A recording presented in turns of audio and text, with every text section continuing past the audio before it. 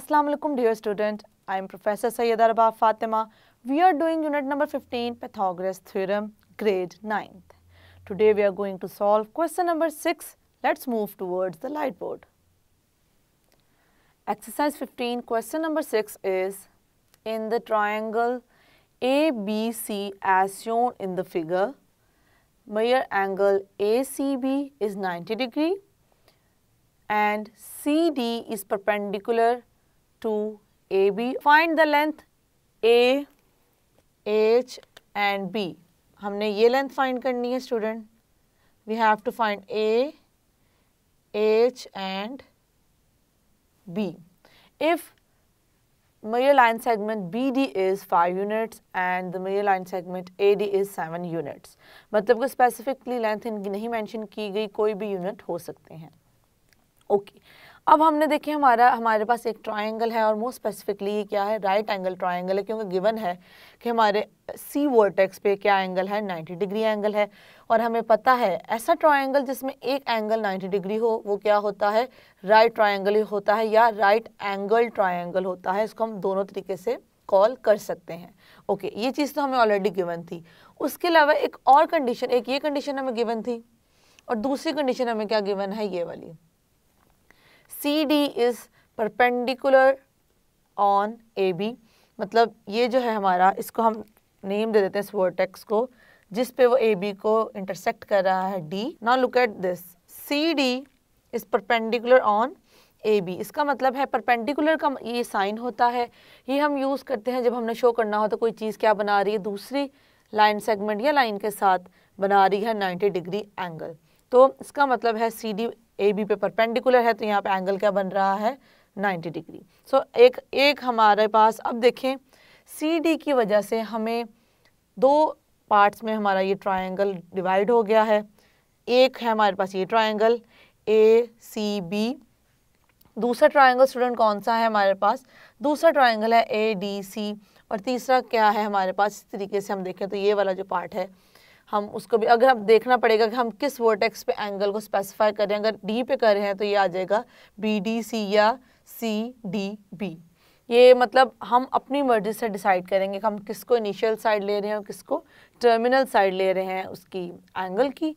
तो हमने अब यहाँ पे जो फाइंड करनी है वो हमने फाइंड करनी है A, हमने फाइंड करना है B और हमने फाइंड करना है H. अब यहाँ पे मैंने देखे C किस कॉन्सेप्ट के थ्रू राइट किया, बेसिकली जो हमारे पास वर्टेक्स होते हैं A, B, C, A का जो ऑपोजिट साइड होती है उसकी लेंथ होती है A. B वर्टेक्स की जो ऑपोजिट साइड है वो हम उसको कह देते हैं वो क्या है, B. C की जो ऑपोजिट साइड है हम उसे कह देते हैं C. लेकिन यहाँ पे C देखें ऑलरेडी टू पार्ट्स में डिवाइड है, 7 and 5. It means C is equals to 7 plus 5 which is 12. तो ये हमने सिर्फ अपने उस कॉन्सेप्ट के थ्रू C राइट किया हुआ है. एज सच हम C को यहाँ पे यूज़ नहीं कर रहे हैं. तो अगर आप राइट करना चाहते हैं तो भी ठीक है, अगर इस चीज़ से आपको कन्फ्यूजन होती है तो आप चाहें तो इसको इरेज भी कर सकते हैं इस तरीके से. बट हम लिखा भी रहने दें तो इससे कोई फ़र्क नहीं पड़ता क्योंकि हमने इस कॉन्सेप्ट से राइट किया कि ये C रिप्रेजेंट कर रहा था इस पूरी लेंथ को. ओके अब हम स्टार्ट करते हैं अपने क्वेश्चन को. ओके स्टूडेंट, हम अब पहले जिस ट्राइंगल से स्टार्ट करेंगे वो ट्रायंगल है हमारे पास ACB. ACB.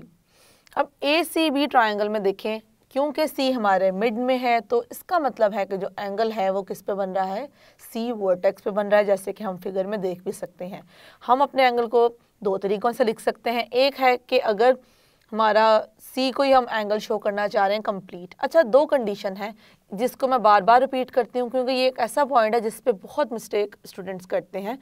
तो वो मिस्टेक ये है कि अब देखें, अगर जिस तरह B और A को देखें, अगर मैं A पे एंगल बताना चाहूँ तो उसके दो तरीके हैं. मैं खाली लिख दूँ एंगल A, एक तो ये तरीका है. दूसरा तरीका क्या है, मैं लिख दूँ B एंगल BAC. अब मैंने क्योंकि A को दरमियान में रखा है इसका मतलब है कि एंगल हम बात कर रहे हैं A की, या CAB तब भी एंगल कहाँ पे है, दरमियान में है, जो कि है A वर्टेक्स पे. तो मैं चाहूँ तो उसको दो तरीके, एक लिख सकती हूँ एंगल A और दूसरा स्टूडेंट क्या तरीका है, एंगल BAC या एंगल CAB. अब तीनों कंडीशंस में देखें हमारे पास इन दोनों में हमारे दरमियान में है, तो ये शो कर रहा है कि एंगल हमारा ए वर्टेक्स पे बन रहा है। और अगर हम खाली इस तरह से मेंशन करना चाहें तो भी कर सकते हैं। अब इस पे मेरे पास ऑप्शन है, मैं इस तरह शो करूं या इस तरह शो करूं। लेकिन अब सी वर्टेक्स पे ज़रा देखें, अगर मैं सी वर्टेक्स पे कोई उसका एंगल डिवाइड ना हो रहा हो, मतलब यहाँ पे आप देख सकते हैं कि हमारे पास इस तरीके से एंगल है, हम इस वर्टेक्स की बात करें जो कि सी है, अगर ये डिवाइड ना होता और फर्दर एंगल्स में, जिस तरह कि हमारे पास जो सी डी है उसने इस एंगल को तोड़ दिया, ये हमारे पास एक ये पार्ट भी आ गया, हमारे पास एक ये पार्ट भी आ गया, तो अगर ना आए तो हम इसको लिख सकते हैं एंगल सी, या दूसरी हमारे पास दोनों ऑप्शंस होती हैं। लेकिन क्योंकि ये इस तरीके से हमने सी डी इसमें ड्रॉ कर दी है, अब हम इस तरह से नहीं राइट करेंगे, हम बताएंगे इनिशियल और टर्मिनल आर्म भी, क्योंकि एक ये हमारी बन रहा है एंगल, इसमें इनिशियल और टर्मिनल आर्म चेंज हैं, और एक बन रहा है ये, इसमें हमारे पास इनिशियल और टर्मिनल आर्म क्या है, डिफरेंट है। तो इस वजह से हम अब जो एंगल को प्रेजेंट करेंगे सी पे, वो क्या होगा, वो ये वाली फॉर्म नहीं होगी, हम इस टाइप की कोई फॉर्म को करेंगे यहाँ पे यूज़। तो अब हम देखते हैं कि हमारे पास ट्राइंगल है ए सी बी, उसमें हम क्या यूज़ करेंगे, हम यूज़ करेंगे पाइथागोरस थ्योरम को। पाइथागोरस थ्योरम को यूज़ करते हुए हमने अपनी जो है ये जो अननोन टर्म्स हैं ए बी एंड एच को करना है फाइंड। हम डिफरेंट, पहले एक ट्राइंगल को लेंगे, फिर दूसरे ट्राइंगल को लेंगे, फिर तीसरे ट्राइंगल को लेंगे, तो एक पे अप्लाई करेंगे पाइथागोरस थ्योरम क्योंकि ये भी 90 डिग्री का है, फिर दूसरे पे अप्लाई करेंगे पाइथागोरस थ्योरम क्योंकि अगर ये इस साइड पे 90 डिग्री बना रहा है तो इस साइड पे भी 90 डिग्री ही बना रहा है। और उसके बाद अगर हम ये पूरा ले लेते हैं तो ऑब्वियसली हमें पता है कि सी पे तो पूरा एंगल जो बन रहा है वो क्या बन रहा है स्टूडेंट, वो एंगल बन रहा है हमारे पास 90 डिग्री। तो करते हैं इसको स्टार्ट। तो स्टूडेंट अब हम क्या करेंगे, now we are going to use Pythagoras theorem for making the different equations using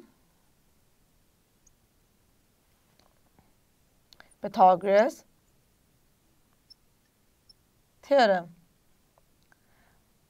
अब पाइथागोरस थ्योरम में स्टूडेंट हमने क्या देखा था, हमें पता है कि जो हमारे पास होती है हाइपोटेन्यूस वो होती है परपेंडिकुलर के बिल्कुल सामने वाली, जो 90 डिग्री का एंगल बन रहा है ये वाली साइड होती है, और वो होती है लॉन्गेस्ट साइड। तो यहाँ पे हम देख सकते हैं ये हमारे पास लेंथ क्या है, इन दोनों को अगर मैं ऐड कर दूँ तो मेरे पास पूरी ए बी की क्या आ जाएगी, लेंथ आ जाएगी। तो पाइथागोरस थ्योरम में इसका स्क्वायर आ जाता है, तो हम यहाँ पे मेंशन करेंगे इस चीज़ को, where line segment AB square equals to, equal किसका होता है, अब परपेंडिकुलर का जो साइड है उसका स्क्वायर ले लें और फिर बेस का ले लें, या बेस का पहले ले लें परपेंडिकुलर का बाद में ले लें।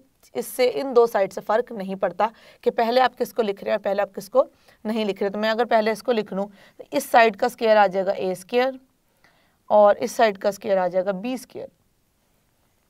और ये स्टूडेंट हमारा पाइथागोरस थ्योरम है जो कि ये हमें शो करता है कि हमारा जो हाइपोटेन्यूस है उसका स्क्वायर इक्वल है बाकी दोनों साइड्स के स्क्वायर के सम के। इसको हम करेंगे, इसमें करेंगे वैल्यू को पुट। हम ए बी की स्टूडेंट वैल्यू है 7 + 5 स्क्वायर, और ऑब्वियसली इनको तो हमने फाइंड करना है, ये हमारे पास अननोन है, ये एज इट इज़ ही रहेंगी। और अपनी आसानी के लिए इसको मैं इधर लिख लूँगी और इसको इस साइड पे।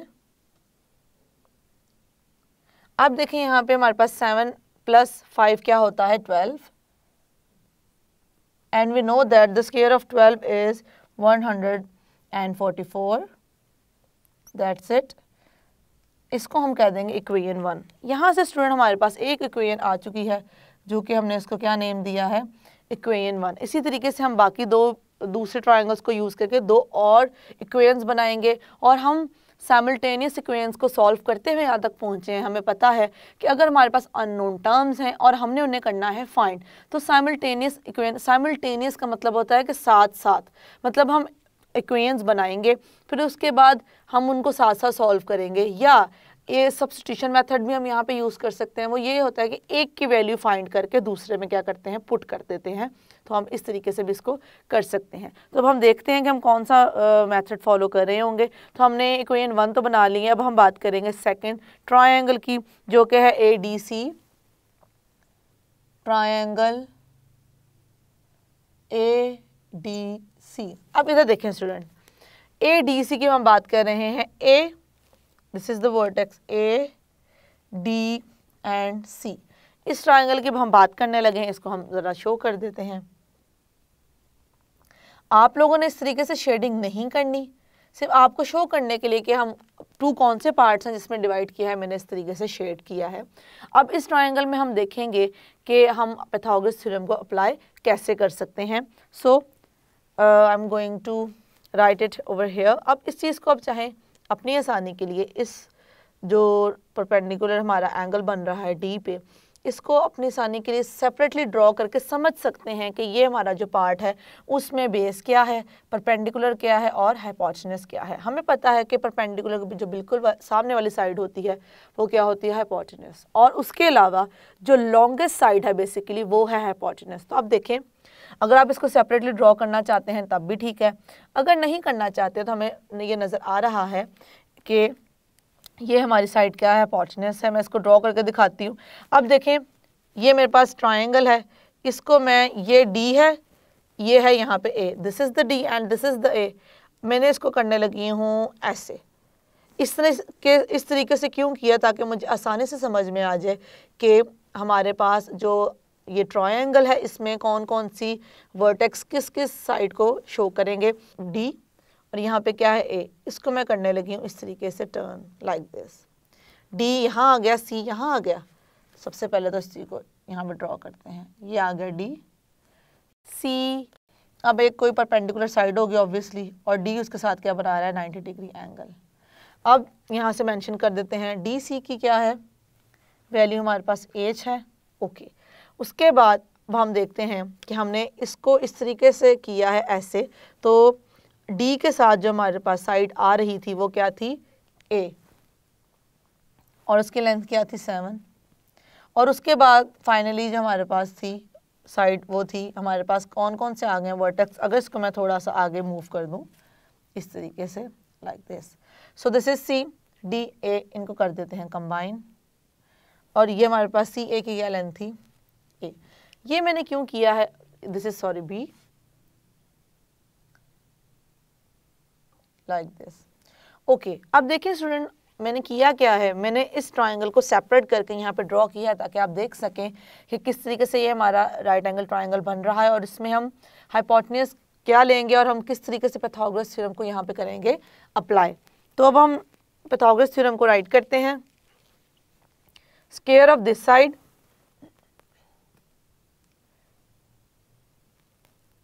AC square, then square of sum of square of the other two sides, 7 square plus 8 square। इसमें हम AC की क्या करेंगे वैल्यू को put, B square equals to 7 square plus 8 square।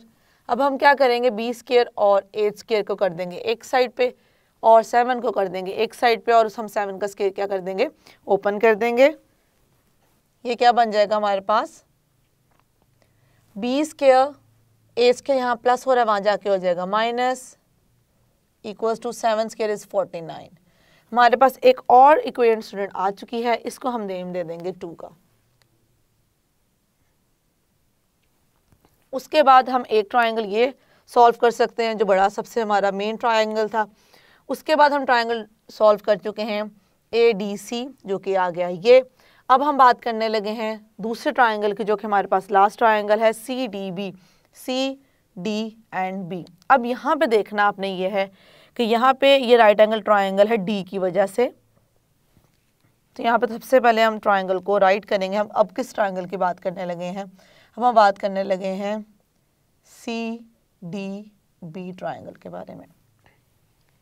Okay, अब D पे हमारा क्या बन रहा है, 90 डिग्री एंगल बन रहा है। अब इसमें वी आर कन्फ्यूज दैट कि हमारे कौन सी जो साइड है वो क्या है, बेस है, कौन सी परपेंडिकुलर है और कौन सी क्या है, हाइपोटेन्यूज है। तो एक हमें पता है कि जो लॉन्गेस्ट साइड होती है वो क्या होती है, हाइपोटेन्यूज को शो कर रही होती है, लेकिन फिर भी इसके अंडरस्टैंडिंग के लिए भी हम इसको सेपरेटली ड्रॉ कर लेंगे ताकि हम अच्छे से समझ सकें कि इस ट्रायंगल में हमारी वर्टिसेस किस किस हमारी साइड को जो दो वर्टिसेस हैं रिप्रेजेंट कर रहे हैं।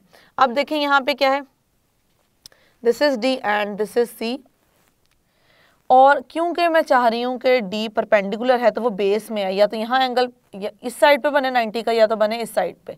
तो ये मेरे पास D है, इसको मैं लाई यहाँ और इसको मैंने कर दिया ऐसे टर्न। अब D सीधा हो गया और साथ क्या है हमारे पास सी और इस वर्टेक्स पे हमारे पास एंगल है 90 डिग्री। तो मैं क्या कर रही हूँ, मैं इसको लाई हूँ एज इट इज़ यहाँ पे लाने के बाद मैंने इस तरीके से इसको कर दिया है टर्न। अब ये अब डी है और ये क्या है, सी है, इसको मैं ड्रॉ कर देती हूँ। ये डी है और ये क्या है, सी, और डी के साथ जो एंगल बन रहा है वो बन किसके साथ रहा है, बी डी सी। तो ये आ गया सी, ये आ गया डी, तो एक रह गया हमारे पास बी, ये बी आ गया। उसके बाद हमने बी और सी को कर दिया कंबाइन। अब जो यहाँ पे इन सब की लेंथ है उनको हम कर देंगे mention. C D is H, then B D is 5 and B C is A. अब हमें पता चल गया कि ये हमारा ये साइड शो कर रही है हिपोटेन्यूस को, ये परपेंडिकुलर को, और ये किसको शो कर रही है, बेस को। तो अब इसको हम यूज़ करेंगे यहाँ पे और शो कर देंगे कि हम किस तरीके से एक और इक्वेशन बना सकते हैं। इसको हमने सेपरेट किया यहाँ पे। ओके, अब हम करेंगे यहाँ पे पाइथागोरस थ्योरम को अप्लाई। तो सबसे पहले तो हमारे पास साइड आ जाएगी ये वाली, वो साइड क्या आ जाएगी स्टूडेंट, वो आ जाएगी हमारे पास B C square equals to B D square plus D C square और सी डी स्क्वायर। अब यहाँ पे करेंगे हम इनके वैल्यूज को put. B C is basically a square, B D is 5 square and D C is 8 square. तो मैं क्या करूँगी, मैं एच को ले जाऊँगी उस साइड पे, क्योंकि एच, ए और बी को हमने करना है फाइंड। अननोन टर्म्स हैं, तो जो हमारे पास अननोन टर्म्स होती हैं उनकी वैल्यू फाइंड करने के लिए हम उन्हें करते हैं ए इक्वल टू के एक साइड पे, और बाकी सारे नंबर जो हमारे पास कांस्टेंट होते हैं उनको एक दूसरी साइड पे करके इक्वेशन बना लेते हैं। A square minus H square equals to 25 because the square of 5 is 25. So I am going to write the third equation, which is a square minus h square equals to 25. अब मैं क्या करूँगी student, अब मैंने इन तीनों को इस तरीके से सॉल्व करना है कि मैं इनमें से कोई एक वैल्यू फाइंड करूँ, फिर उसको दूसरे में पुट करके दूसरी फाइंड करूँ, फिर उसको इनमें से किसी में पुट करके थर्ड अपनी अननोन टर्म को करूँ फाइंड। तो मैं क्या करूँगी, अब मैंने फोकस किया है कोई सी मैं दो इक्वेशंस पकड़ूँ, उन्हें करूँ प्लस या उन्हें करूँ माइनस, उससे क्या हो एक टर्म एलिमिनेट हो जाए। जिस तरह के आप देखें, अगर हम बात करें 2 और 3 की, 2 और 3 में देखें, 2 और 3 में अगर मैं इसको कर देती हूँ ऐड, आराम से इसको समझने की कोशिश करनी है। अगर मैं इक्वेशन नंबर 2 और इक्वेशन नंबर 3 को कर दूँ ऐड, तो ये क्या बन जाएगा, सिर्फ मैं अननोन साइड की बात करूँ, आपने भी अननोन साइड पे फोकस करना है और हम डिसाइड करेंगे हम अभी क्या करेंगे, ऐड करेंगे या हम करने लगे हैं सब्ट्रैक्ट। अगर मैं इन दोनों को करूँ ऐड तो आ जाएगा ए square plus B square minus H square, और प्लस की क्योंकि हम ऐड करें और ऐड में जो साइन होता है वही साइन ही रहता है, minus H square minus H square. तो इसके अकॉर्डिंगली हमारे पास क्या बन जाएगी, मैं यहाँ पे आपको बता रही हूँ, A square plus B square minus H square minus H square. तो ये हमारे पास बन जाएगी A square plus B square minus 2 H square. तो इस तरीके से इनको ऐड करने से क्या कोई एक टर्म हमारे पास एलिमिनेट हुई है, नो, तो हम ऐड नहीं करेंगे। हम फिर क्या करेंगे, अगर मैं इनको करती हूँ सब्ट्रैक्ट, तब क्या होगा स्टूडेंट, इस चीज़ पे फोकस करते हैं।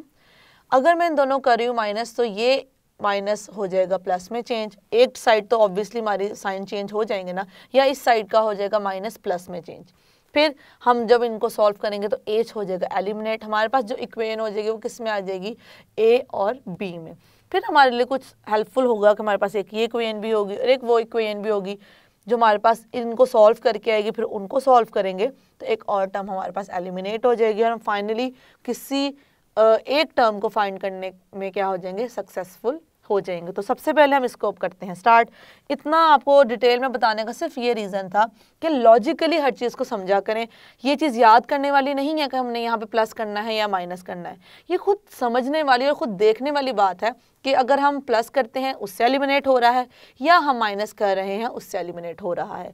समटाइम्स जब हम इक्वेशंस को सॉल्व कर रहे होते हैं हमें मल्टीप्लाई भी करवाना पड़ता है, बट ऑब्वियसली हम वो अलजेब्रिक इक्वेशंस को इस तरीके से क्रिटिकल उनके पॉइंट को डिस्कस नहीं करें, वो आप पहले इन चैप्टर्स को कर चुके हैं, तो आप इस चीज़ को समझते हैं कि हम उनको उस सिचुएशंस को कैसे सॉल्व करते हैं। तो हम क्या करेंगे, इन दोनों को सब्ट्रैक्टिंग 2 and 3, सब्ट्रैक्टिंग 2। सब्ट्रैक्ट करने के लिए हम 2 स्टेटमेंट्स को करते हैं यूज़। इनमें से एक स्टूडेंट को समटाइम्स प्रॉब्लम करती है। क्यों प्रॉब्लम करती है? अगर मैं लिख दूँ सब्ट्रैक्टिंग 2 and 3, आप लोग क्या करेंगे, 2 और 2 में से 3 को आराम से सब्ट्रैक्ट कर देंगे। लेकिन अगर मैं लिखती हूँ सब्ट्रैक्टिंग 2 फ्रॉम 3 या सब्ट्रैक्टिंग 3 फ्रॉम 2, जैसे ही ये वर्ड फ्रॉम आता है स्टूडेंट कन्फ्यूज़ हो जाते हैं या वो क्या कर देते हैं, मिस्टेक। कन्फ्यूज़ ना भी हों तो वो मिस्टेक तो डेफिनेटली कर देते हैं। क्यों? वो फ्रॉम वर्ड को नहीं समझते कि कहा ये गया है 2 from 3 का मतलब ये है 2 को करें सब्ट्रैक्ट, फ्रॉम 3 का मतलब है कि 3 में से। इट मीन्स पहले हम 3 लिखेंगे, माइनस का साइन राइट करेंगे अगर हम हॉरिजॉन्टल वे में सब्ट्रैक्ट कर रहे हैं, तो उसके बाद हम ब्रैकेट में लिख देंगे अपनी इक्वेशन नंबर 2 को। लेकिन अगर मैं कह दूं सब्ट्रैक्ट 3 from 2, इसका मतलब ये है पहले मैं 2 लिखूंगी, फ्रॉम 2 है ना तो पहले 2, फ्रॉम के बाद जो हमारे पास होती है इक्वेशन हो या कोई टर्म हो तो उसका मतलब है हमने उससे पहले राइट करना है। फ्रॉम के बाद वाली होती है पहले और फ्रॉम से पहले वाली होती है बाद में, और दरमियान में आ जाता है नेगेटिव साइन और हम उसको कर रहे होते हैं सॉल्व। तो ये छोटे छोटे पॉइंट है जिनको हम कर रहे हैं अंडरस्टैंड। तो मैं अब लिखने लगी हूँ सब्ट्रैक्टिंग 2 from 3। अब मैं आपको बता चुकी हूँ 2 from 3 का मतलब यह है कि 3 पहले लिखेंगे माइनस फिर लिखेंगे 2। Equation number 3 is a² minus 8²। ये नेगेटिव साइन आ गया क्योंकि हम सब्ट्रैक्ट कर रहे हैं, और ये हमारे पास आ गई इक्वेशन 3। अब हम राइट करेंगे इक्वेशन 2। इक्वेशन 2 क्या है हमारे पास स्टूडेंट, मैं ये वाली साइड लिख रही हूँ पहले अननोन वाली, ब्रैकेट में हम इसको राइट करेंगे, ये आ जाएगा b² माइनस 8²। हमेशा याद रखें जब भी आप कर रहे हो सब्ट्रैक्शन तो उसमें ब्रैकेट्स यूज़ किया करें, इससे मिस्टेक के चांसेस कम हो जाते हैं। उसके बाद ये वाली साइड राइट कर लेते हैं। पहले हमने लिखना है 3rd 25, फिर माइनस और आ जाएगा 2 49। ओके, लेकिन हम इसको 3 को यहाँ लिख देते और 2 को यहाँ लिख देते तो हम तब भी सब्ट्रैक्ट कर सकते थे। Okay, a² minus 8²। अब हम करेंगे माइनस साइन को मल्टीप्लाई। बेसिकली नेगेटिव साइन को हमने मल्टीप्लाई करवाना है दोनों टर्म्स के साथ, दोनों टर्म्स के बेसिकली साइंस के साथ। यही रीज़न है कि हम ब्रैकेट यूज़ करते हैं ताकि कोई मिस्टेक ना हो। Plus minus minus, minus minus plus, और यहाँ पे बड़े जो होता है हमारे पास डिजिट होता है, बिगर डिजिट लार्जर डिजिट का आ जाता है sign, and we know that plus minus minus. और इसको हम देखेंगे सब्ट्रैक्ट कैसे करें स्टूडेंट। ये देखें हम क्या कर रहे हैं, बेसिकली 49 में से माइनस कर रहे हैं 25 को। तो मैं आपको कह रही हूँ कि कोशिश किया करें छोटी छोटी जो कैलकुलेशन है उनको आप मेंटली करें। 9 यूनिट को करेंगे यूनिट से सब्ट्रैक्ट, 10 को करेंगे 10 से सब्ट्रैक्ट। तो जब मैं 9 में से 5 को सब्ट्रैक्ट करूँगी तो आंसर आ जाएगा 4, और 4 में से 2 को सब्ट्रैक्ट करूँगी तो आ जाएगा 2। It means answer will be 24। और यहाँ से हम देखेंगे कि हमारे पास ये नेगेटिव में है, ये पॉजिटिव में, दोनों क्या हो जाएंगे, कैंसिल आउट हो जाएंगी। अब इन दोनों को हमने क्या कर दिया है, कट, क्योंकि दोनों के ऑपोजिट साइन थे। यहाँ पे आ जाएगा a² minus b² equals to minus 24। और स्टूडेंट हमारे पास आ गई ये 4th इक्वेशन।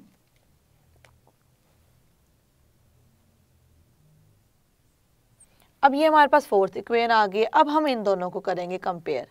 अब मैं थोड़ी देर के लिए रुकूंगी और आप खुद सोचेंगे जब तक मैं इस चीज़ को आपको एक्सप्लेन कर रही हूँ कि हमें इन दोनों को करना चाहिए ऐड या इन दोनों को करना चाहिए सब्ट्रैक्ट। क्योंकि मैंने आपसे कहा था कि ये याद करने वाली चीज़ नहीं, सिर्फ अंडरस्टैंड करने वाली चीज़ है कि किस सिचुएशन में हम करते हैं ऐड और किस सिचुएशन में हम करते हैं सब्ट्रैक्ट। तो मैं आपको छोटा सा ट्रिक यहाँ पे बताती चलूँ।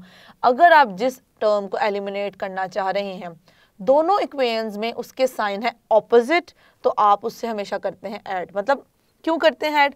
क्योंकि ऑपोजिट है और ऑपोजिट है, ऐड से हमारा जो साइन होते हैं वो वही रहते हैं, वो चेंज नहीं होते। तो जब आप उनको कंबाइन करते हैं या उन्हें प्लस करते हैं तो वही रहते हैं और वो क्या हो जाते हैं, कैंसल आउट। लेकिन इस सिचुएशन में 2 और 3 में देखें 8 के साथ भी नेगेटिव था और यहाँ भी 8 स्क्वायर जो था उसके साथ क्या था, नेगेटिव था। दोनों के साइन सेम थे इसलिए हमने उससे किया था सब्ट्रैक्ट, ताकि एक साइन हमारे पास चेंज हो जाए और एक साइन रहे वही, इसलिए हमने किया था इन दोनों को सब्ट्रैक्ट। अब यहाँ पे देखें मुझे नज़र आ रहा है कि मैं b को एलिमिनेट कर सकती हूँ किस तरीके से, इन दोनों को करके ऐड। क्योंकि जब मैं ऐड करूँगी इसका पॉजिटिव साइन और इसका नेगेटिव साइन की वजह से दोनों हो जाएंगे कैंसल आउट और हमें बेसिकली किसकी वैल्यू मिल जाएगी, हमें वैल्यू मिल जाएगी a स्क्वायर की, और हम फर्दर आगे उसको सॉल्व करेंगे तो हमें वैल्यू मिल जाएगी a की। सो मैं यहाँ पे मेंशन करूँगी एडिंग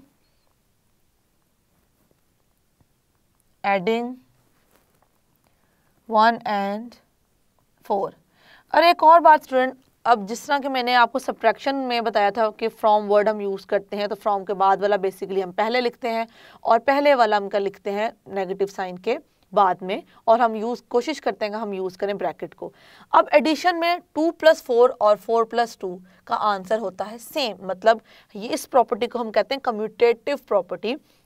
इसका मतलब ये है कि मैं पहली टर्म को बाद में लिख दूं और बाद में वाली टर्म को पहले लिख दूं, तो दोनों कंडीशन में आंसर सेम आएगा। तो हम जब ऐड कर रहे होते हैं हम कुछ भी राइट कर दे, एडिंग 1 4 या 4 1, हमारे पास आंसर आएगा सेम। तो इसमें आपने जिसको पहले लिखना चाहे लिख सकते हैं और जिसको बाद में लिखना चाहे उसको बाद में लिख सकते हैं। तो मैं इसको राइट कर रही हूँ a² + b² + a² - b²। और यहाँ पे मुझे ब्रैकेट यूज़ करने की ज़रूरत इसलिए नहीं पड़ी क्योंकि ये पॉजिटिव साइन है और पॉजिटिव साइन किसी भी साइन को चेंज नहीं करता। तो ये यहाँ से आ जाएगा हमारे पास 144 + -24, तो ये आ जाएगा 124 - 24। अब यहाँ से देखेंगे, जैसे कि मैं आपको बारहा कहती हूँ कि जितना मेंटल मैथ हो सकता है उसको यूज़ करें, इसको मेंटली सॉल्व करने की कोशिश करें, ये तो हो जाएंगे कैंसल आउट। और यहाँ पे आप 1s को करेंगे 1 से सॉल्व और 10s को करेंगे 10 से सॉल्व, और हम डायरेक्टली इसका राइट करेंगे answer a² + a² is 2a²। तो हम क्या करेंगे देखेंगे, 4 - 4 1s पे लिख देंगे 0, फिर 4 - 2 2, 1 हमारे पास एज इट इज़ है तो हमने इसको लिख दिया। इसका मतलब है 2a² आ गया हमारे पास 120। सो a² बिकम्स 120 डिवाइडेड बाई 2। अभी इनको हम करेंगे कैंसल आउट, दोनों को कैंसल आउट करने के बाद 2 1 2, 2 6 12 and 0 will as it is. अब यहाँ पे हम एक चीज़ और देखते हैं कि हम अगर अपनी किसी और बुक्स में देखें तो समटाइम्स उन्होंने बेसिकली प्रॉपर स्टेप वही है जो वहाँ पे मेंशन होता है, तो हम कहते हैं कि हम जो करते हैं क्या वो गलत करते हैं या वो चीज़ हम अडॉप्ट करें या ना करें। तो इसलिए मैं आपको वो चीज़ एक्सप्लेन करूँगी और फिर हम फर्दर क्वेश्चन की तरफ मूव करेंगे। वो चीज़ क्या है? वो चीज़ ये है स्टूडेंट कि हमने जिस तरह यहाँ पे कटिंग की है, लिखा क्या हुआ था 120/2। अब हमने तो यहाँ पे डायरेक्टली कटिंग कॉन्सेप्ट हमने भी वही यूज़ किया, लेकिन असल में होता क्या है, असल में होता ये है कि हम दोनों को हम यहाँ पे इक्विवेलेंट फ्रैक्शन के कॉन्सेप्ट को लेकर चलते हैं कि हमारे पास इक्विवेलेंट फ्रैक्शन तब आती है जब हम उसको सेम नंबर से मल्टीप्लाई करते हैं या सेम नंबर से करते हैं डिवाइड। तो इक्विवेलेंट फ्रैक्शन को वर्ड को थोड़ी देर के लिए भूल जाएं क्योंकि मुझे पता है वो आपको करेगी यहाँ पे कंफ्यूज। मतलब ये कि हमने इसको करना है रिड्यूस, सिंप्लीफाई करना है, तो हम किसी सेम नंबर से दोनों को डिवाइड कर सकते हैं। तो डिवाइड करने से क्योंकि हमारे पास टर्म छोटी होती है इसलिए हम डिवाइड कर रहे हैं, मल्टीप्लाई नहीं कर रहे। तो मैंने वो जो नंबर चूज़ किया है वो किया 2 को ऊपर भी डिवाइड कर दिया, 2 को नीचे भी डिवाइड कर दिया। तो इसका आंसर क्या आ गया 60 और इसका आंसर क्या आ गया 1। बिल्कुल सेम काम हम यहाँ पे कर रहे होते हैं। तो हमें थोड़ा सा आइडिया होना चाहिए कि अगर इस तरीके से कुछ हमें नज़र आ जाए डिवीजन में तो उस पर कंफ्यूज भी नहीं होना और अपना कॉन्फिडेंस भी लूज़ नहीं करना कि हमें ये चीज़ तो आती ही नहीं। अब देखें यहाँ पे ये हमारे पास आ चुका है a² = 60। हमें a² नहीं चाहिए, हमें क्या चाहिए, हमें चाहिए a की वैल्यू।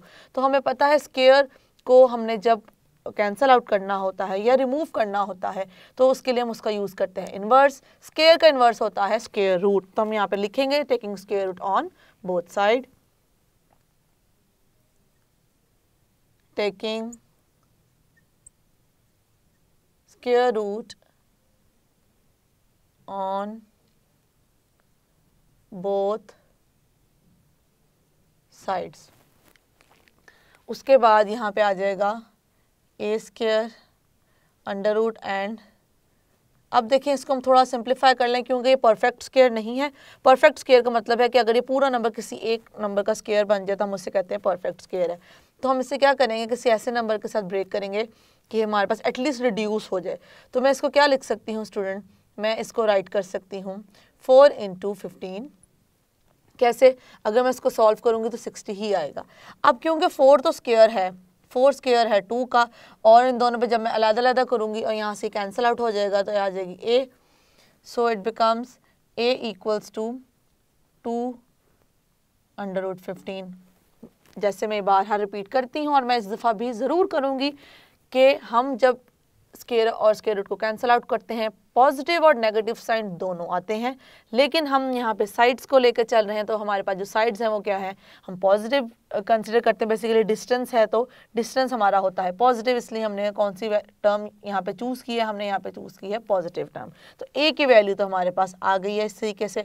अब मैं क्या करूँगी, ए की वैल्यू को किसी भी जो हमारे पास इक्वेशन जो हमने फाइंड की है उनमें किसी एक में ऐसे में पुट करूँगी कि उसमें ए हो और ए के अलावा सिर्फ एक अननोन टर्म हो, तो उससे क्या हो जाएगी, वो अननोन टर्म हम फाइंड कर लेंगे। Now I am going to put the value of a in equation number 1।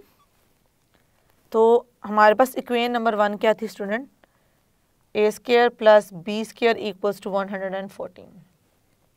अब मैं इसकी जगह पुट करने लगी हूँ वैल्यू, तो ए की जगह आ जाएगा 2 √ 15 square plus B square equals to 144। Square इस पे सेपरेट हो जाएगा, इस पे सेपरेट हो जाएगा, तो 2 का स्क्वायर आ जाएगा 4 और 15 का स्क्वायर रूट और ये स्क्वायर कैंसिल आउट हो जाएगा 15, ये हो जाएगा बी स्क्वायर, ये आ जाएगा 144। अब क्योंकि मुझे बी की वैल्यू फाइंड करनी है, जो अननोन टर्म होते हैं हम उसको एक साइड पे रखते हैं, जो दूसरी टर्म होती है हम उसको दूसरी साइड पे रखते हैं। तो यहाँ पे आ जाएगा हमारे पास बी स्क्वायर इक्वल्स टू 144, यहाँ पे प्लस हो रहा है वहाँ जाके हो जाएगा माइनस, तो हम इसको अब करेंगे मल्टीप्लाई।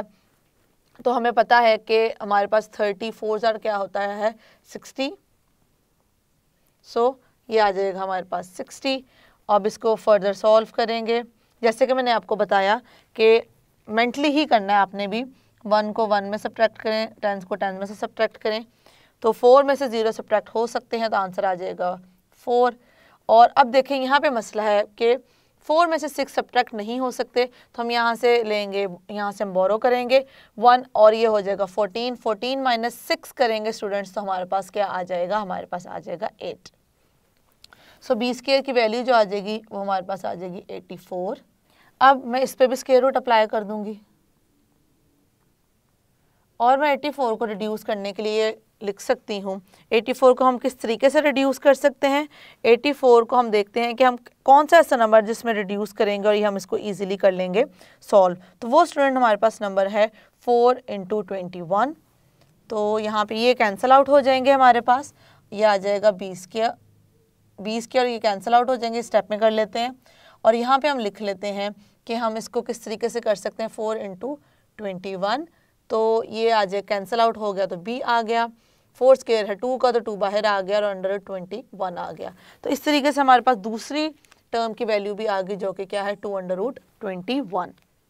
अब हम करने लगे हैं this is a, this is b, now I am going to find the value of h। अब क्या करेंगे, देखें हमारे पास एक ये इक्वेशन है, एक इक्वेशन है हमारे पास ये और एक है ये। अगर मैं b की वैल्यू 2 में पुट कर दूं तो h की वैल्यू आ जाएगी, तो हम यहाँ पे इसकी वैल्यू को क्या करेंगे, पुट कर देंगे इन 2, put the value of b इन 2। हम 2 में क्या करेंगे, b की वैल्यू को पुट कर देंगे। तो 2 हमारे पास थी क्या, बेसिकली 2 थी b square minus 8 square equals to 49, okay ये थी। अब हम यहाँ करेंगे b की वैल्यू put 21 square minus H square equals to 49। तो ये हो जाएगा 4 into 21 minus H square equals to 49। तो आप क्या करेंगे, क्योंकि मैं एज को रखना चाह रही हूँ पॉजिटिव, तो मैं एज को उधर लेके जा रही हूँ, 49 को इधर। अब एज यहाँ पे क्या हो रहा है, ये आ जाएगा 4 1 जा 4 84 49 प्लस एच स्क्वायर। अब मैं इस स्टेप में 49 इससे प्लस हो रहा है, वहाँ जाके हो जाएगा minus 84 minus 49 equals to h square. So h square becomes, अब यहाँ पे देखें 4 में से सब्ट्रैक्ट करेंगे 9 को, 8 में से 4 को। हमें पता है 4 में से हम 9 को सब्ट्रैक्ट नहीं कर सकते, तो हम यहाँ से बोरो करेंगे, यहाँ हो जाएगा 7, यहाँ हो जाएगा 14। तो 14 में से जब हम माइनस करेंगे 9 को, तो हमारे पास स्टूडेंट क्या आ जाएगा, हमारे पास आ जाएगा 5।